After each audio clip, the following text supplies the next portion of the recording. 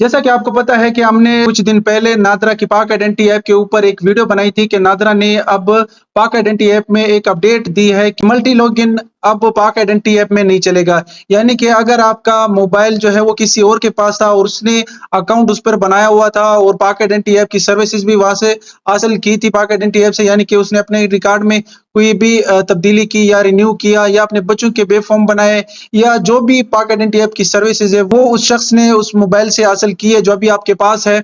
तो उसके बाद ये है कि आपने वही मोबाइल लिया और वहां पर पाक आइडेंटिटी ऐप को इंस्टॉल किया और यहाँ पर क्या हुआ कि आपने भी अपना अकाउंट बनाया और लॉगिन करने की कोशिश की और यहाँ पर आपको एक एरर मैसेज जो है वो मिल रहा है, this mobile phone device is already registered with another user, please your registered mobile phone device or use another one.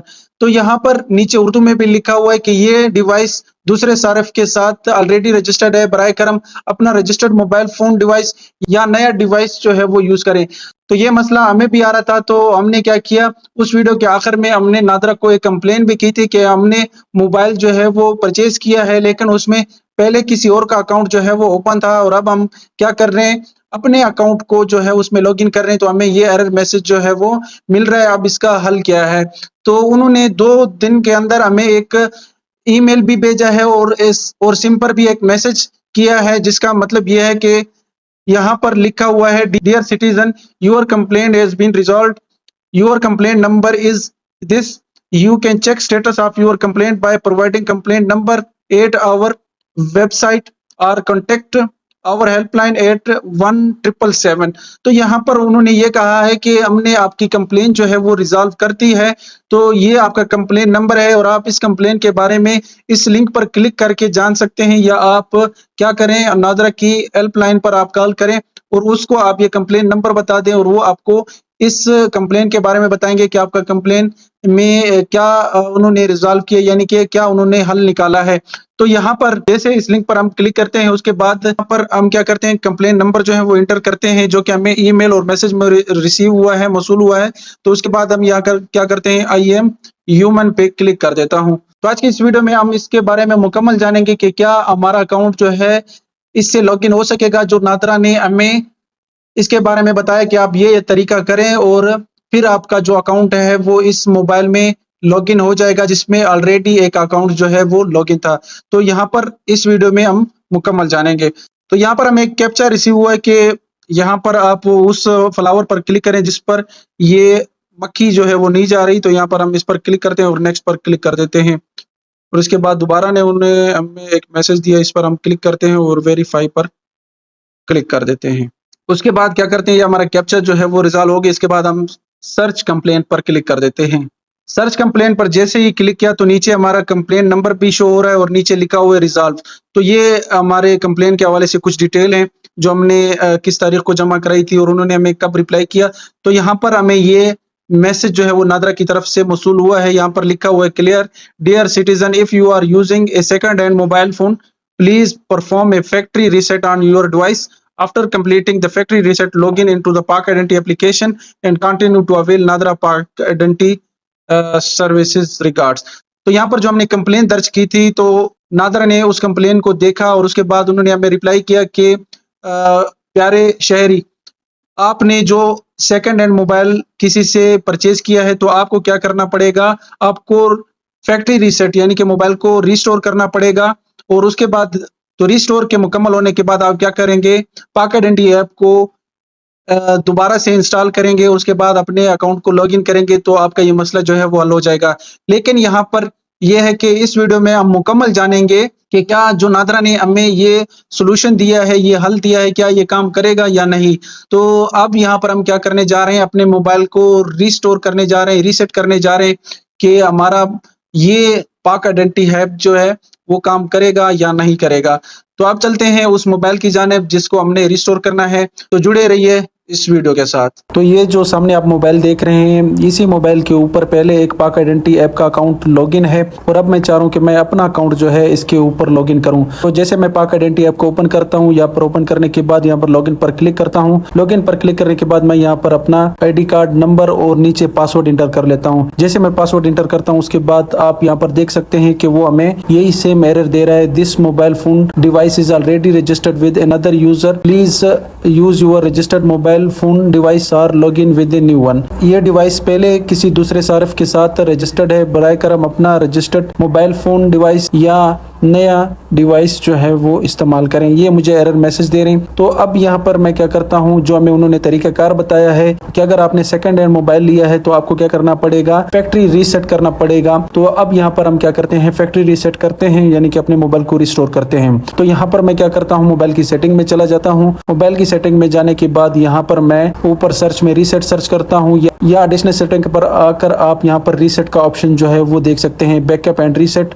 तो जैसे आप इस पर क्लिक करेंगे उसके बाद यहाँ पर और भी सारे ऑप्शन आपके पास आ जाएंगे। तो यहाँ पर आपने क्या करना है, बैकअप एंड रीसेट पर, तो यहाँ पर आपने लास्ट वाले ऑप्शन पर क्लिक करना है, इरेज ऑल डेटा, यानी कि सारा जो डेटा है मोबाइल में वो खत्म हो जाए। जैसे आप इस पर क्लिक करेंगे उसके बाद ये आपसे पासवर्ड मांगेगा। अगर आपने मोबाइल के ऊपर कोई पासवर्ड वगैरह लगाया है तो जैसे आप वो पासवर्ड देंगे तो उसके बाद आपका मोबाइल जो है वो बंद हो जाएगा, वो रिस्टोर होने वाले मोड पर चला जाएगा। तो इस पर मुकम्मल वीडियो बनाना इसलिए जरूरी थी ताकि आप दोस्तों को मुकम्मल पता चले कि क्या अगर हम अपने मोबाइल को रीसेट करते हैं, रिस्टोर करते हैं या फैक्ट्री रीसेट करते हैं तो इससे हमारा ये मसला जो है वो हल होगा या नहीं। तो उसके बाद जैसे आप थोड़ा सा इंतजार करेंगे तो फिर से ये स्क्रीन जो है ओपन हो जाएगी। यहाँ पर आपका डेटा फॉर्मेट डेटा लिखा आ रहा होगा तो ये आ जाएगा। ये हर मोबाइल के अपनी एक रीसेट का फंक्शन होता है, उस तरह ये अपने तो वो अपने तरीके से आपके मोबाइल को रीसेट करता है। जैसे कि ये ओप्पो का मोबाइल है तो ओप्पो के अपने फंक्शन होते हैं, वीवो के अपने होते हैं, सैमसंग वगैरह के अपने होते हैं।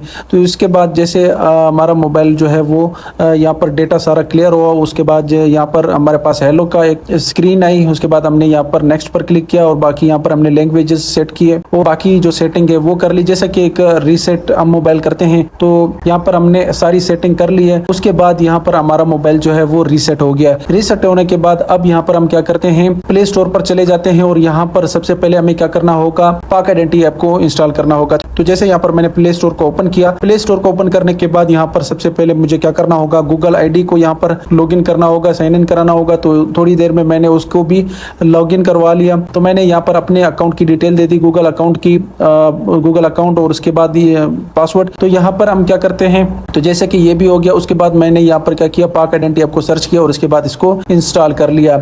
इंस्टॉल करने के बाद यहाँ पर मैंने इसे ओपन किया। ओपन करने के बाद यहाँ पर कुछ इस तरह की स्क्रीन है। यहाँ पर मैंने स्किप पर क्लिक किया। स्किप पर क्लिक करने के बाद यहाँ पर हम उसी इंटरफेस पर आ गए जहाँ पर हमने इसको रिस्टोर किया था, यानी कि जब हम मोबाइल को रिस्टोर कर रहे थे। तो यहाँ पर मैं क्या करता हूँ, लॉगिन पर क्लिक कर लेता हूँ। लॉगिन पर क्लिक करने के बाद अब सेम वही शनाख्ती कार्ड नंबर और पासवर्ड इंटर करता हूँ कि जब वो हमें यहाँ पर मैसेज दे रहे थे, this mobile phone device is already registered with another user. तो यहाँ पर मैं क्या कर लेता हूँ, दोबारा से यहाँ पर अपना शनाख्ती कार्ड नंबर लिख देता हूं और उसके बाद यहाँ पर मैं पासवर्ड इंटर कर लेता हूं। जैसे मैं इंटर करता हूं उसके बाद लॉगिन पर क्लिक करता हूं तो यहाँ पे आप देख सकते हैं कि अब उसने हमें एक और अलर्ट मैसेज दे दिया है कि device ID is updated, please re login and verify your identity. Device की आईडी अपडेट कर दी गई है, बराए करम दोबारा से री लॉगिन करें और अपनी शनाख्त की तस्दीक करवाएं। तो ये एरर मैसेज अब मुझे आ रहा है। तो अब मैं क्या करूंगा, दोबारा से मैं लॉगिन पर क्लिक करूंगा। तो यहाँ पर जैसे मैंने लॉगिन पर क्लिक किया उसके बाद आप यहाँ पर देख सकते हैं कि अब उसने हमसे पिक्चर मांगी है, जैसे कि पहले हम पाक आइडेंटिटी ऐप को लॉगिन करते थे।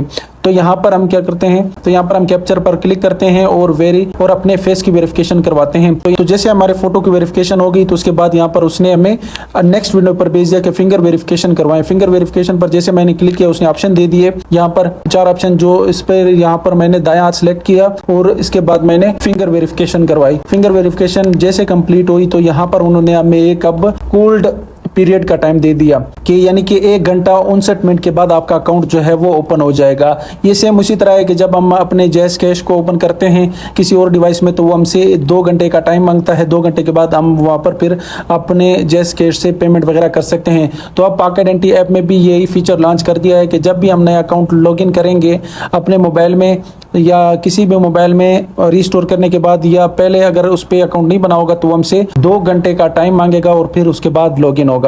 तो यहाँ पर जैसे कि आप देख सकते हैं कि हमारा अकाउंट जो है वो बिल्कुल लॉगिन हो गया है और ये तरीका 100% जो है वो काम करने वाला है। तो इस वीडियो में आपने देखा कि हमने मुकम्मल तरीकाकार वो फॉलो किया जो हमें कंप्लेंट करने के बाद नादरा ने बताया था। तो हमने वो तरीका फॉलो किया है। उसके बाद आपने देखा है कि हम पाक आइडेंटिटी ऐप में लॉगिन हो चुके हैं और यहाँ पर हमें उन्होंने एक कूल डाउन का पीरियड भी दिया है। जिस तरह हम जैज़ कैश को ओपन करते हैं उसके बाद हमें 2 घंटे का वो टाइम देते हैं, या अगर किसी बैंक को ओपन करते हैं उसके बाद हमें 2 घंटे का टाइम देते हैं, उसके बाद हम उस पर अपनी एप्लीकेशन को, दरखास्तों को मुकम्मल कर सकते हैं।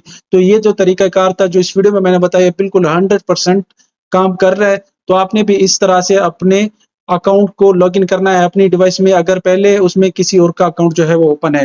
तो यकीनन मेरी वीडियो आपको अच्छी लगी होगी, प्लीज़ इसको लाइक करें और एक अच्छा-सा कमेंट करें और अपने दोस्तों के साथ भी शेयर करना ना भूलें। तो इजाज़त दें मुझे नेक्स्ट वीडियो के लिए। बहुत शुक्रिया, मेहरबानी, अल्लाह हाफ़िज़।